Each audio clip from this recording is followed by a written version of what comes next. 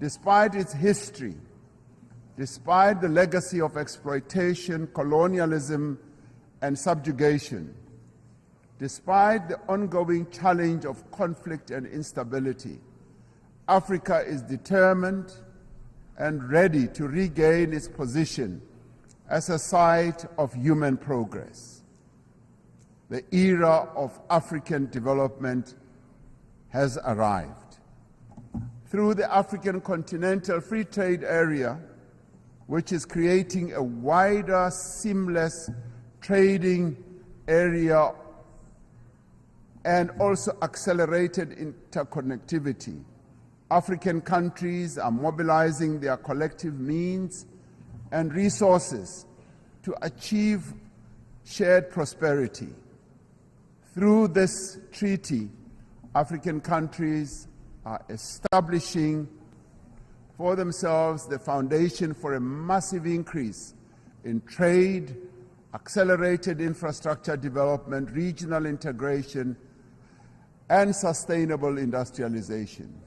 As the global community, we have the means and we have the desire to confront and overcome enormous challenges that face humanity today. As the nations gathered here in this General Assembly, let us demonstrate that we have both the will as well as the resolve to secure a peaceful, prosperous, and sustainable future for our world, but more importantly, for future generations that will follow, leaving no one behind. That is the duty that we all now have. I thank you.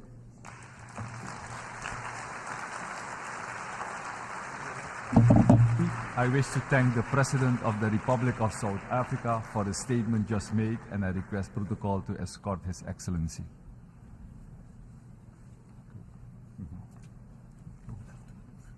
Sorry. The Assembly will hear an address by His Excellency Serdar Bir Dima Mahamadov, President of Turkmenistan. I request protocol to escort His Excellency. On behalf of the General Assembly, I have the honor to welcome His Excellency Serdar Berdimuhamedov, President of Turkmenistan, and to invite him to address the Assembly.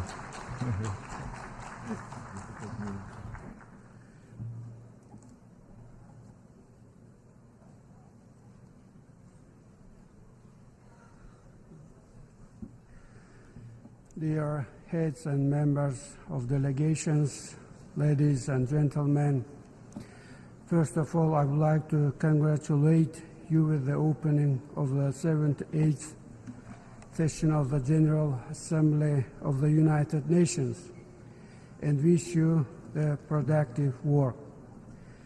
I would like to congratulate Denis Francis with his election as the President of the General Assembly of the United Nations.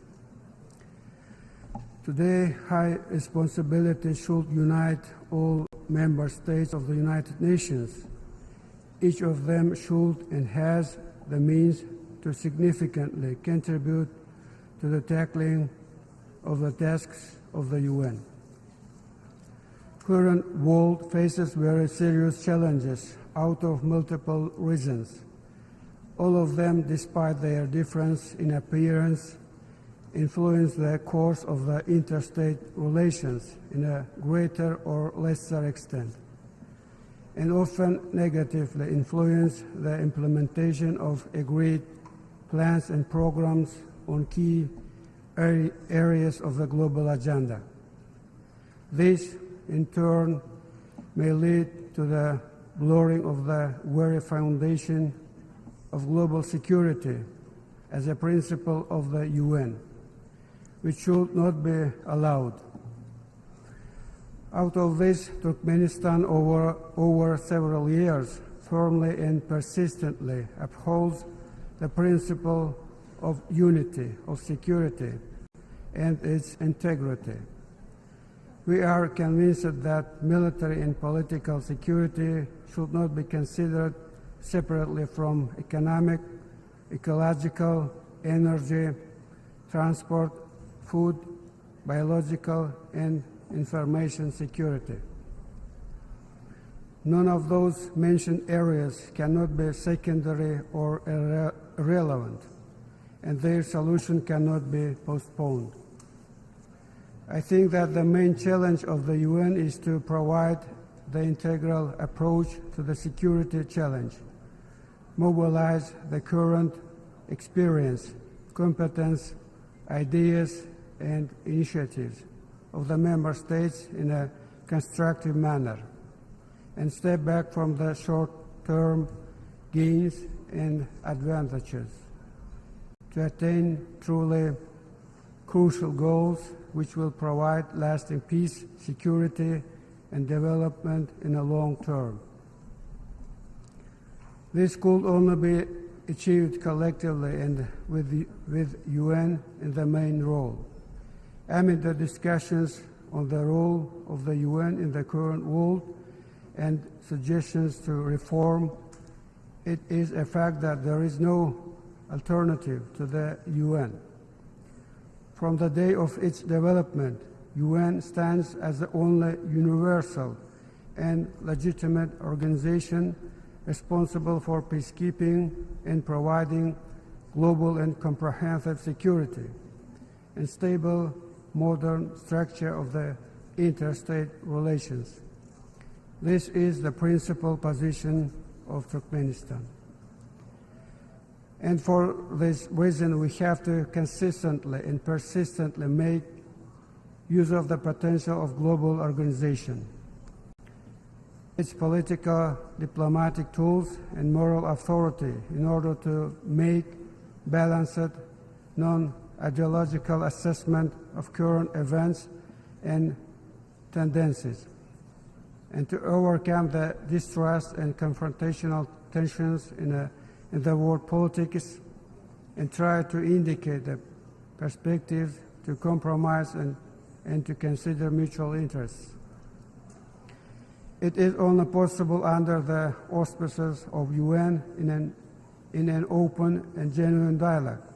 We are aware that achieving this kind of dialogue will not be easy. However, it is necessary. On this regard, Turkmenistan proposes to begin discussing the opportunities of the development of the strategy of global security based on the principles of the Charter of the UN and universal standards of international law, considering the current realities and tendencies of global development. In our opinion, such strategy should reflect the existence of new risk factors which appeared recently along with traditional risk factors. Also, we consider it necessary to include a number of areas of the UN into it, in particular preventive diplomacy as the instrument to prevent and diffuse conflicts, usage of the potential of neutrality for peaceful and political diplomatic settlement of disputes and contradictions, recovery of the structure of trustful dialogue based on the decisions of the General Assembly of the UN, and declaring 2021 as the International Year of Peace and Trust, and 2023 as the International Year of Dialogue as guarantee of peace. Time confirmed the relevance of these resolutions in current situations. In order to achieve global and comprehensive security, Turkmenistan emanates from the necessity of giving a pronounced regional context to the work of the UN. We conclude that such approach aims to contribute sufficient specificity and to increase its functionality and effectiveness. I am convinced that the time has come to launch an inclusive, full format and systematic dialogue between Central Asia and UN. Turkmenistan respectfully invites partners to its initiations. On this regard, our country is taking the initiative to create, under the auspices of UN, format of the Conference on Security in Central Asia and bordering areas. Goal of the conference is the development of approaches and decisions aimed in aligning and synchronizing the efforts of the Central Asian states and global community, international organizations, financial and economic institutions to provide stable, conflict-free development of the region. We express our readiness to host the first conference in Ashgabat in 2024. Dear participants, among the key areas of the work of the UN in coming years, Turkmenistan considers the addressing of urgent climate and ecological issues.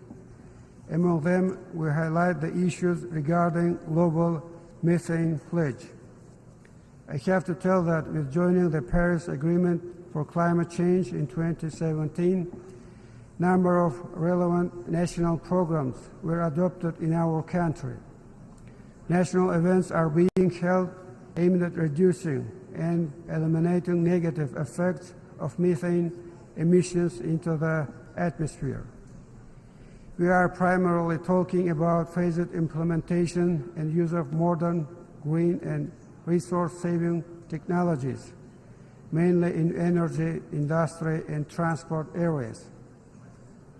At the same time, we welcome the efforts of the global community for realizing global methane pledge. And of course, we expect substantive cooperation and targeted assistance from the specialized agencies of the UN, member states of the organization, and other interested partners. On this context, the roadmap on the development of the international cooperation aimed at study on joining of Turkmenistan to the global methane pledge was recently approved. Soon we will send this document to the UN Secretariat. Overall, I believe that the time has come for the UN to pay close and effective attention to the ecological issues in Central Asia, overcome certain delays in addressing them, and begin taking targeted and specific actions to create a coherent ecological strategy of the UN regarding the region with near 80 million population, covering a vast area with its unique natural resources and biodiversity, and at the same time located at the region with serious ecological risks. As a significant step to take a strategic approach in ecological issues of Central Asia, Turkmenistan is proposing the establishment of a specialized agency, Regional Center for Technologies related to climate change in Central Asia, which will work substantively and systematically on the topic of climate. We are ready to offer organizational and technical terms for the functioning of such center in the capital city of Turkmenistan, Ashgabat.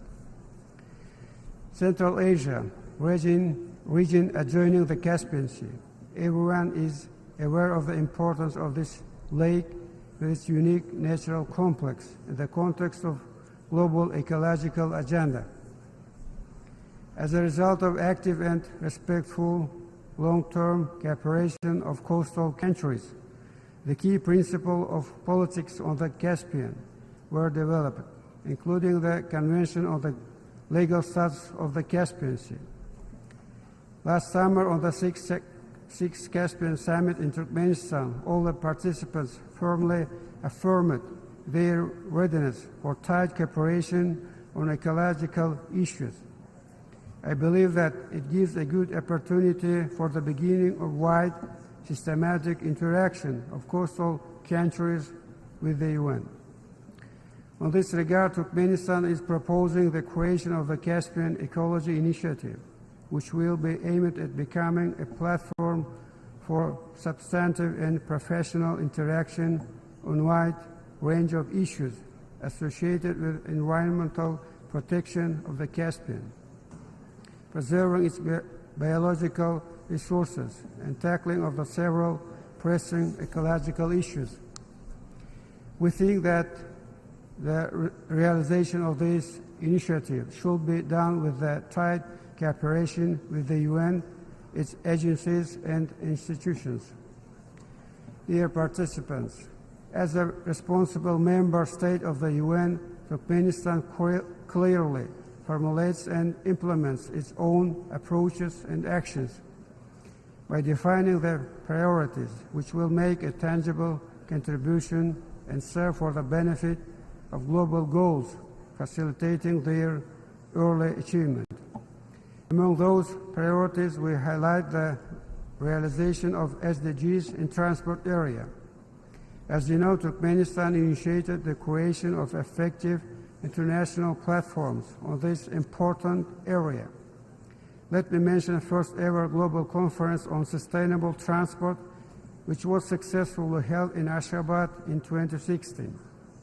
Also, the ministerial meeting of the landlocked developing countries, which was organized last summer with the cooperation of the UN in Turkmenistan.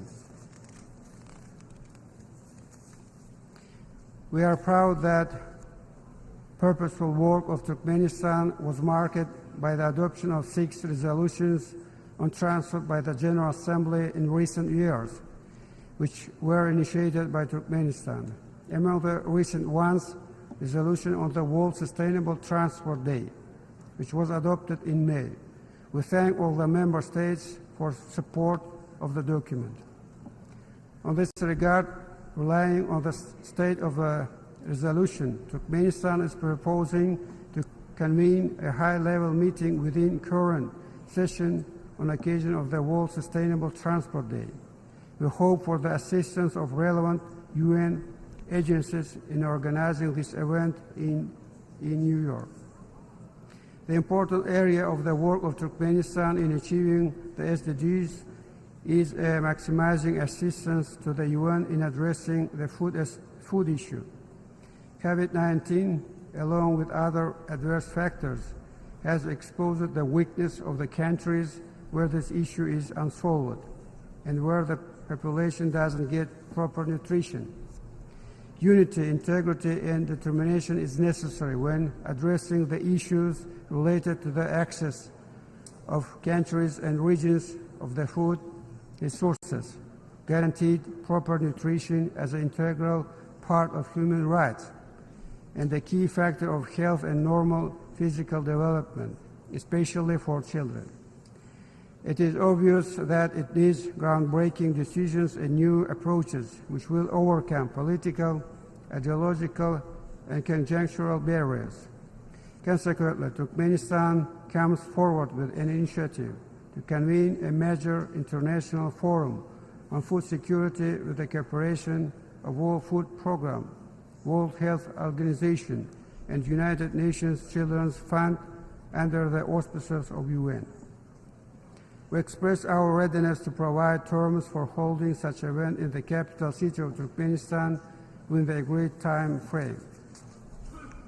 Dear participants, dear heads and members of delegations, next year in Turkmenistan and far beyond its border, including the UN, will celebrate the 300th anniversary of prominent son of the Turkmen nation, poet, philosopher, and public figure, Maktumuli Pragay.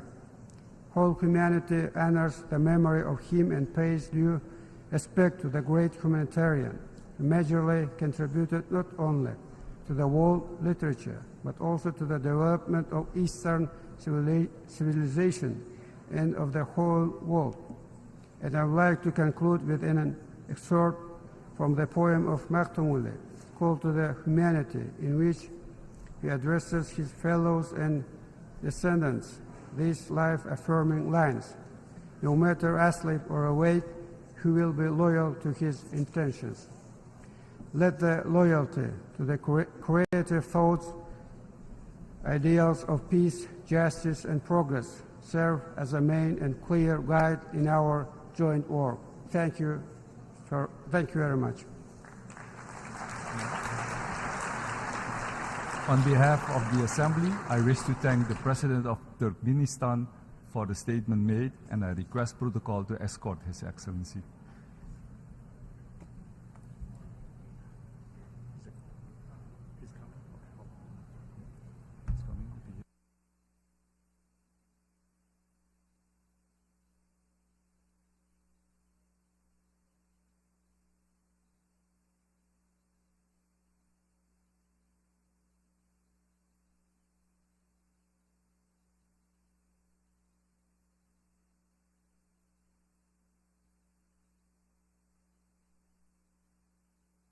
Assembly will hear an address by His Excellency Volodymyr Zelensky, President of Ukraine. I request protocol to escort His Excellency. On behalf of the General Assembly, I have the honor to welcome His Excellency Volodymyr Zelensky, President of Ukraine, and invite him to address the Assembly.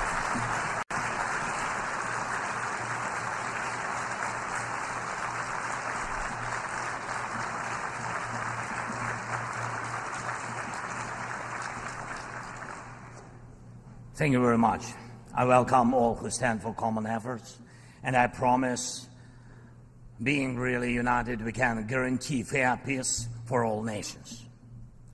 What's more, unity can prevent wars.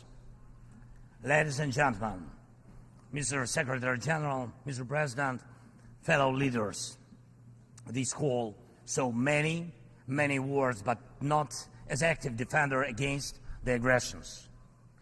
In many cases, the fear of war, the final war, was the loudest here, the war after which no one would gather in the General Assembly Hall again.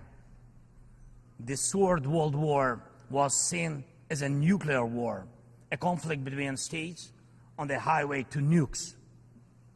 Other wars seemed less scary compared to a threat of the so-called great powers firing their nuclear stockpiles.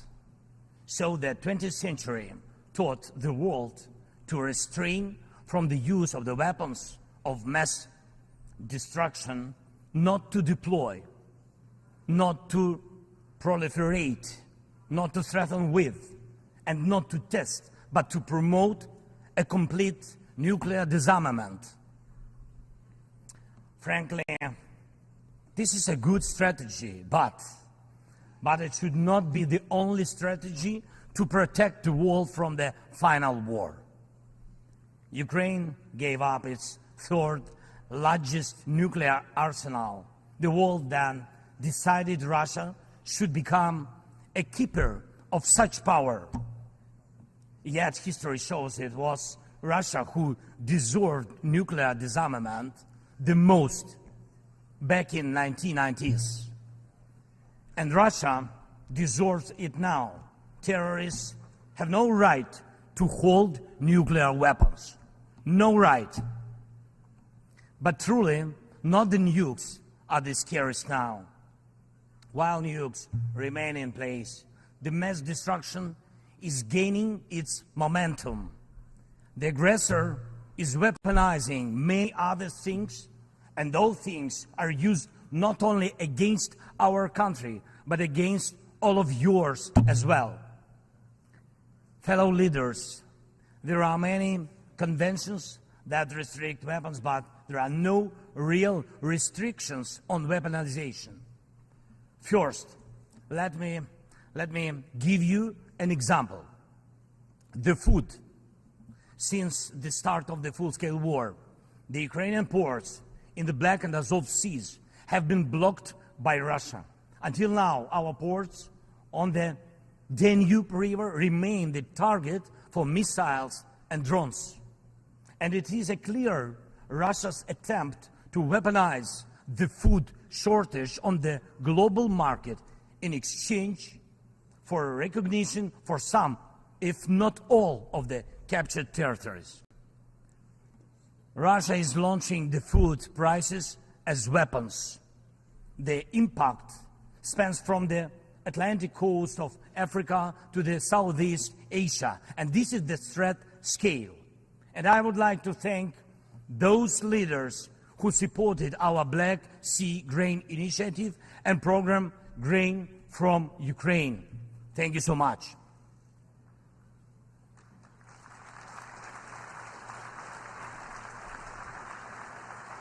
United, we made weapons turn back into food again. More than 45 nations saw how important it is to make Ukrainian food products available on the market, from Algeria to Spain to Indonesia and China.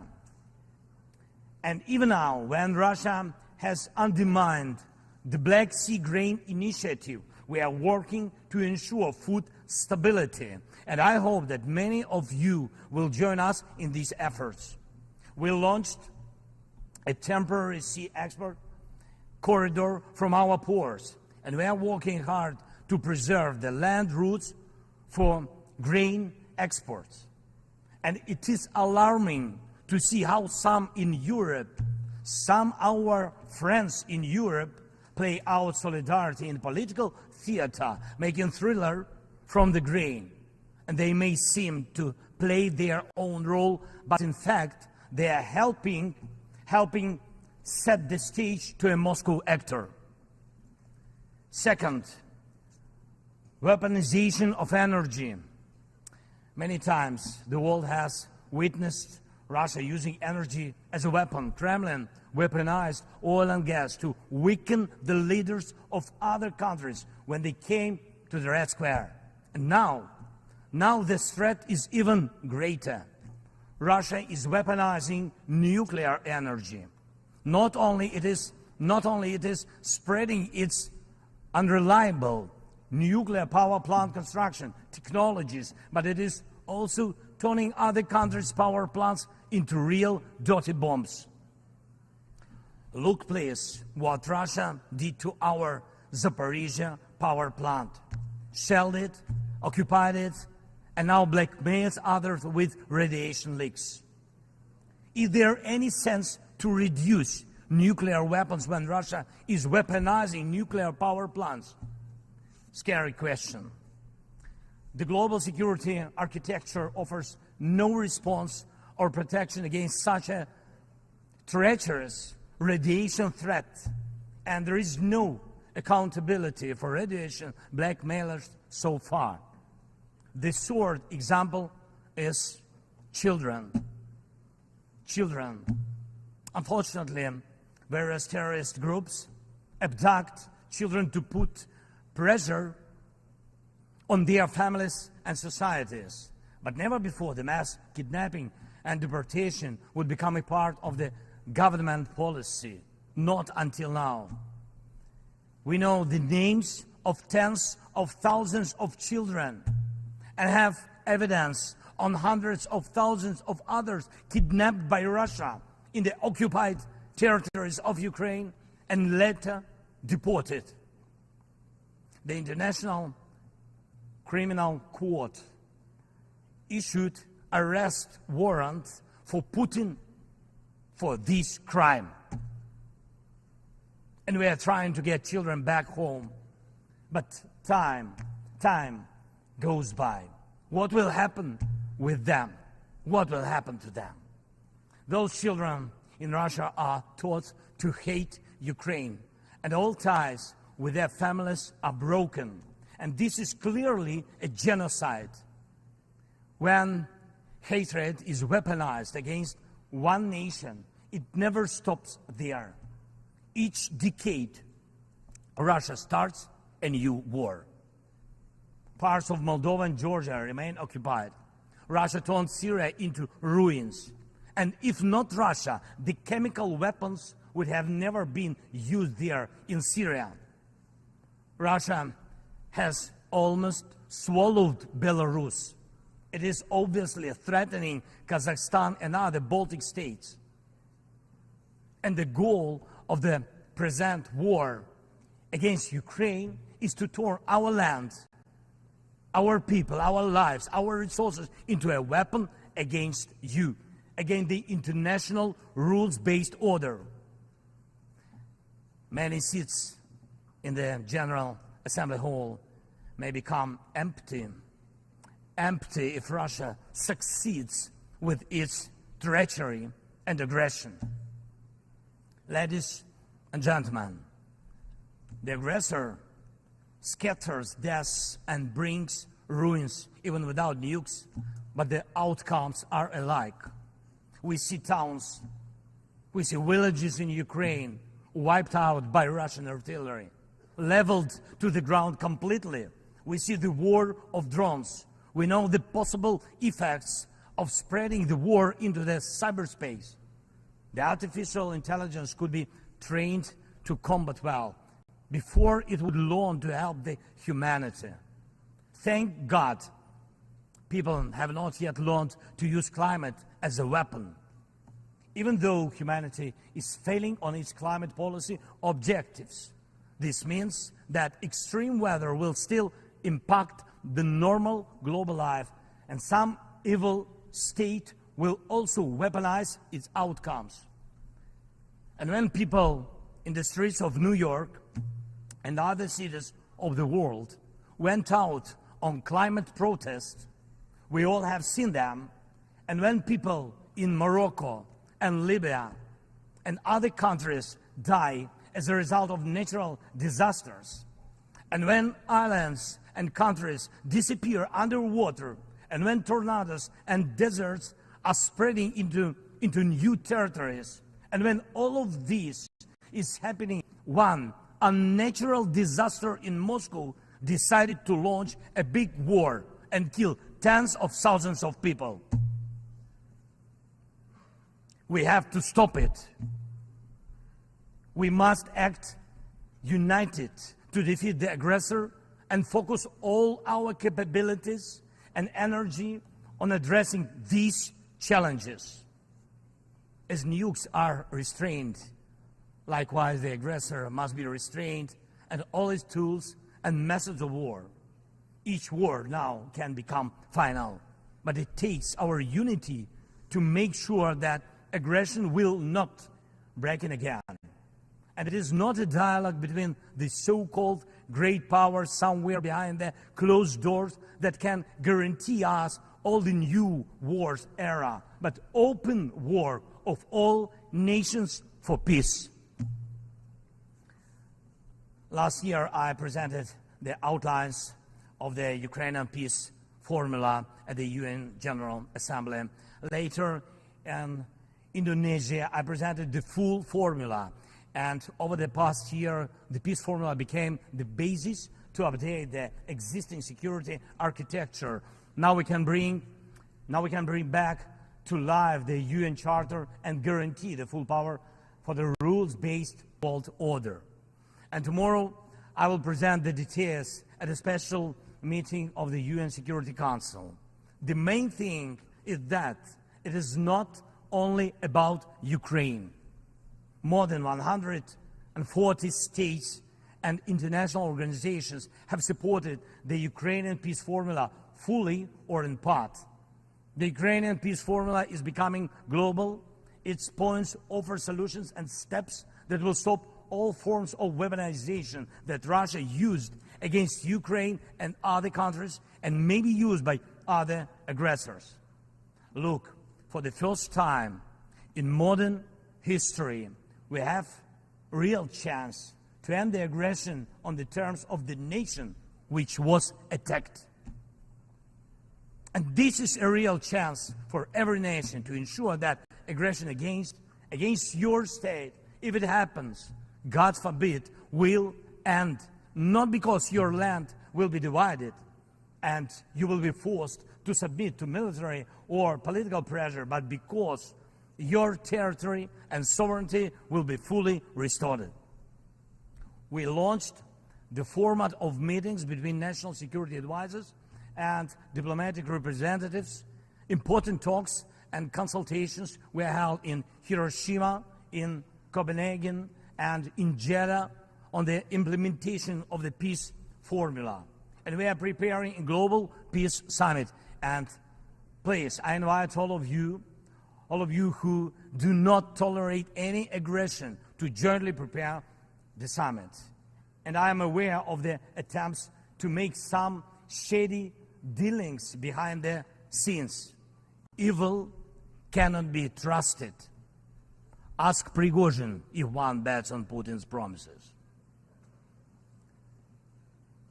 Please hear me. Let unity decide everything openly.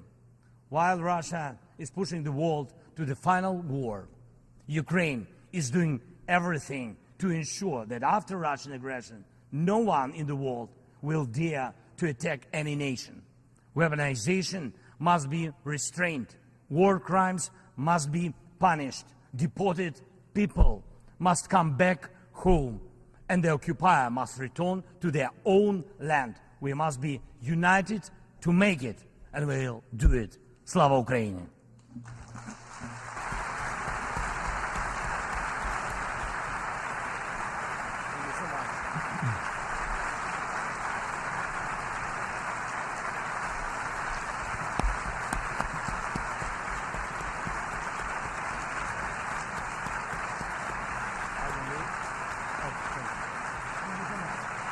On behalf of the Assembly, I wish to thank the President of Ukraine for the statement just made and request protocol to escort His Excellency.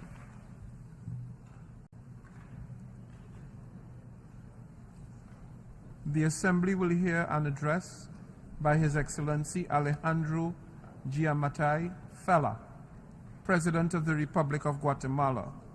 I request protocol to escort His Excellency.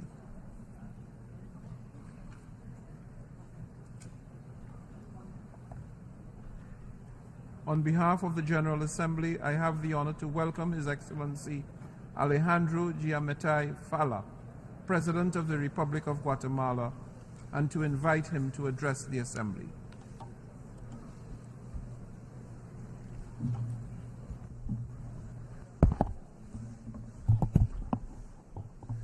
Excelentísimos Presidente de la Asamblea General, Secretario General de la Organización de las Naciones Unidas, señoras y señores jefes de Estado y de Gobierno, señoras y señores ministros de Relaciones Exteriores, honorables delegados, señoras y señores, quiero agradecer la labor del presidente del 77º periodo de sesiones y felicitar al presidente de este periodo de sesiones, el señor Denis Francis, aplaudiendo el tema adoptado para esta sesión sobre la necesidad de reedificar la confianza entre las naciones y hacer frente a las amenazas a la paz, la prosperidad y el progreso de los pueblos de las Naciones Unidas.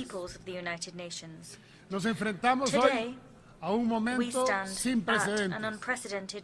Desde hace más de un año y medio hemos observado con horror la guerra iniciada por la Federación Rusa en contra de Ucrania, la cual infringe los principios más elementales sobre los que se basó el orden internacional después de la Segunda Guerra Mundial. Señores delegados, ¿y saben qué es lo peor?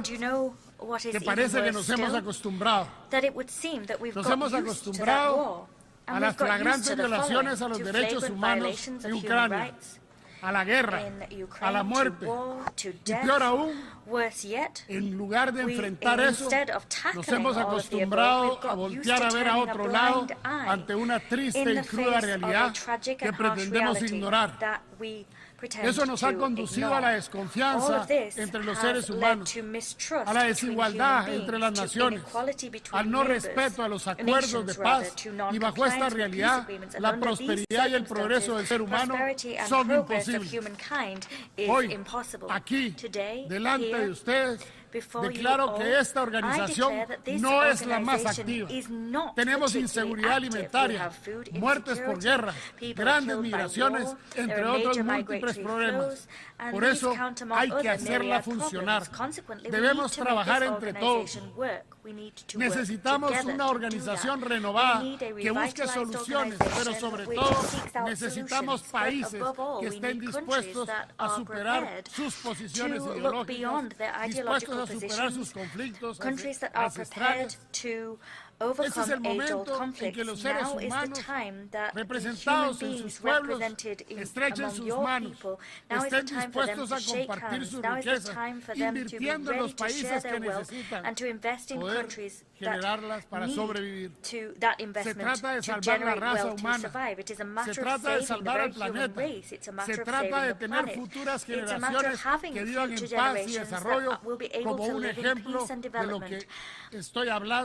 A case in point las inmensas movilizaciones de seres humanos huyendo de las crisis en sus países, tanto por causas de inseguridad, falta de alimentos o por condiciones económicas. Por lo que bajo este nuevo orden debemos lograr unas Naciones Unidas que busque la paz y el desarrollo humano.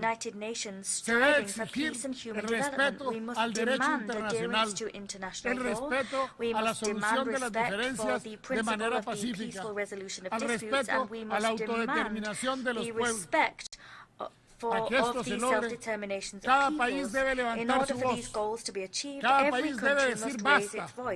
Y hoy mi país se une al clamor para decir basta. Mi país se suma al llamado mundial para el inmediato retiro de las fuerzas rusas, respetando la integridad territorial y la unidad nacional de Ucrania dentro de sus fronteras internacionalmente reconocidas. Slava Ukraini.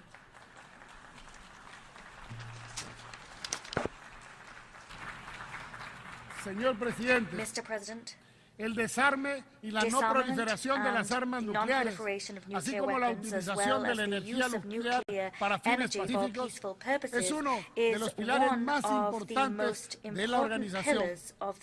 Como Estado parte del Tratado de Tlatelolco, el Tratado de No Proliferación Nuclear y el Tratado para la Prohibición de las Armas Nucleares, mi país está profundamente comprometido con el objetivo común de un mundo libre de armas de destrucción masiva.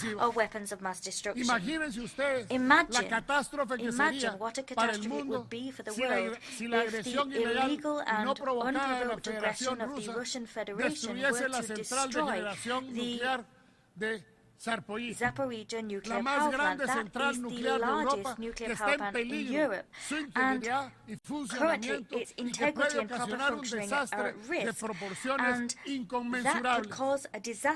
Es por eso que reitero la posición de Guatemala como un país respetuoso de la no proliferación de las armas nucleares y exige a todos los países poseedores de armas nucleares, incluidos los 5 miembros permanentes del Consejo que maneja la paz y la seguridad de esta organización, que se sienten y con franqueza logren el desarme nuclear total del mundo. Señor presidente, Señor presidente, Guatemala contribuye al mantenimiento de la seguridad internacional a través de su participación activa en las operaciones de mantenimiento de la paz. Como país promotor de la paz, Guatemala se ha comprometido con las Naciones Unidas para desplegar oficiales guatemaltecos que nos posicionan como el cuarto contribuyente de tropas más importante de las Américas.